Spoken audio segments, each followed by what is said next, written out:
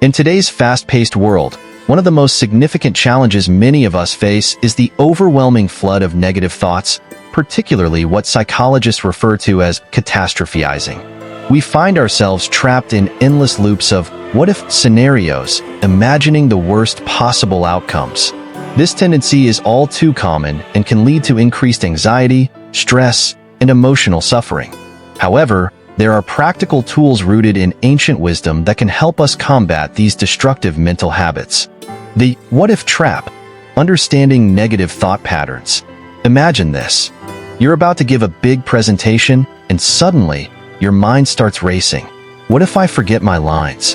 What if the audience doesn't like me? What if something goes wrong? These are the kinds of negative thoughts that many of us grapple with on a daily basis. It's like our brain is wired to anticipate disaster, even when there's no evidence to support such fears. This mental phenomenon, called catastrophizing, is a common issue and often leaves us feeling paralyzed and overwhelmed. The reality, however, is that most of the time, these fears are unfounded. Our brain has an incredible ability to create worst-case scenarios, but this doesn't mean these scenarios reflect reality. In fact, many of the things we worry about never actually happen, and yet we still suffer from the emotional burden of imagining them. This is why it's crucial to develop strategies for recognizing and challenging these thought patterns. Why does our brain do this? Before delving into solutions, it's essential to understand why our brain tends to fixate on these negative thoughts. From an evolutionary perspective, the brain is hardwired to anticipate threats. In ancient times, this ability to predict danger helped our ancestors survive. If early humans didn't prepare for possible threats, they wouldn't have lasted long. But in the modern world, where many of the dangers we face are psychological rather than physical, this natural tendency can backfire. For example, you might be lying awake at night worrying about a project deadline. In your mind, you're running through all the things that could go wrong, from missing the deadline to losing your job. But realistically, none of these scenarios are likely to happen. Yet, because your brain is wired to anticipate threats, it sends you into a tailspin of worry, even when there's no real danger. The role of mindfulness in tackling negative thoughts. Here's where mindfulness, a core concept in Buddhism, comes in. In Buddhist practice, mindfulness, or sati, is the act of bringing your mind back to the present moment. Instead of getting lost in catastrophic thoughts about the future, mindfulness encourages us to focus on the here and now, observing our thoughts without judgment and understanding the transient nature of our mental states. When we practice mindfulness, we begin to see that every thought and emotion is temporary. No matter how overwhelming a thought might feel in the moment, it will eventually pass. This realization can be incredibly empowering because it helps us break free from the cycle of negative thinking. Instead of getting caught up in what-if scenarios, we can acknowledge them, observe them, and then let them go. But how do we begin to cultivate mindfulness in our everyday lives? Practical steps for implementing mindfulness. The first step in managing negative thoughts is recognizing when they arise. Often, we don't even realize that we're catastrophizing until we're already deep in a spiral of worry. This is why mindfulness is so important. It helps us become aware of our mental state in real time, allowing us to intervene before things get out of hand.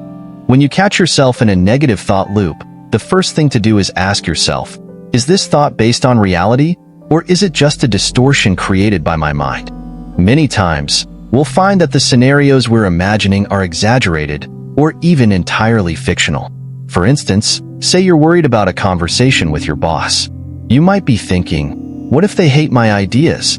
What if they fire me? But when you take a step back and examine the situation objectively, you'll realize that these fears are unlikely. Your boss probably isn't thinking about firing you. And even if they don't love every idea you present, that doesn't mean you're in danger of losing your job. This kind of thought challenge is a powerful tool for breaking the cycle of negative thinking. By questioning the validity of your thoughts, you can begin to shift your mindset from one of fear and anxiety to one of calm and clarity. Control what you can, accept what you can't. Another crucial aspect of mindfulness is learning to distinguish between what we can and cannot control. In life, there will always be things beyond our control. Other people's actions, external circumstances, and unexpected events. Trying to control these factors is not only futile, but also a major source of stress. Instead, we should focus on what we can control: our actions, our responses, and our mindset. When you encounter a challenging situation, ask yourself, what is within my control and what is not? Once you've identified the aspects that are within your control, you can take concrete steps to address them. As for the things that are beyond your control, the best course of action is to practice acceptance. For example, imagine you're stuck in traffic and running late for an important meeting. You can't control the traffic, but you can control how you respond to it. Instead of getting frustrated and letting your anxiety spiral, you could take a few deep breaths, accept the situation, and use the extra time to mentally prepare for the meeting. This shift in perspective can make a world of difference in how you experience stress. Breathing exercises, a simple yet effective mindfulness practice. One of the most accessible and effective ways to practice mindfulness is through mindful breathing. The Buddha himself emphasized the importance of mindful breathing as a way to calm the mind and bring it back to the present moment. When we focus on our breath, we anchor ourselves in the present, interrupting the cycle of negative thoughts. To try this, simply sit in a comfortable position, close your eyes, and take a deep breath in through your nose. Hold it for a few seconds, then slowly exhale through your mouth. As you breathe, focus all your attention on the sensation of the air moving in and out of your body. If your mind starts to wander, gently bring it back to your breath. Even just a few minutes of this practice can help reduce anxiety and bring a sense of calm. Setting aside time to worry. Here's an interesting approach that isn't directly from Buddhism but can complement your mindfulness practice. Set a specific time each day to worry. Instead of letting your mind spiral into anxiety throughout the day, designate a worry time, where you allow yourself to think about your concerns. Set a timer for 10 or 15 minutes, and during that time, write down everything that's on your mind. When your worry time is up, stop, close the notebook, and move on with your day. By doing this, you're training your brain to compartmentalize your worries, preventing them from intruding on other parts of your life.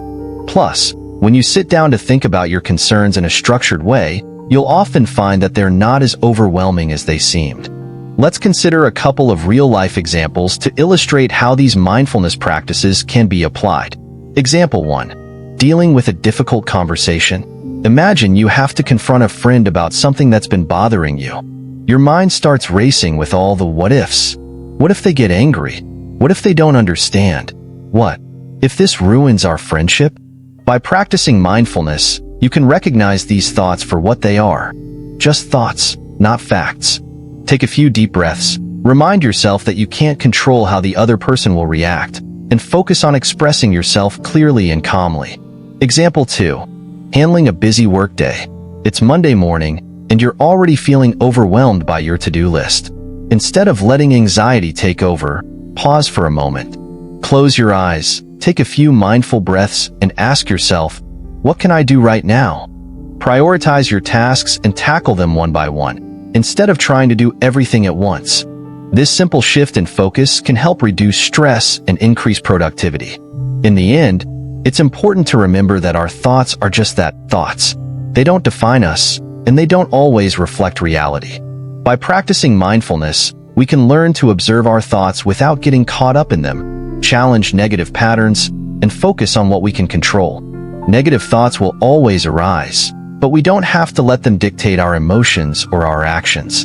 Through mindfulness, we can create a sense of calm and clarity, even in the face of life's challenges.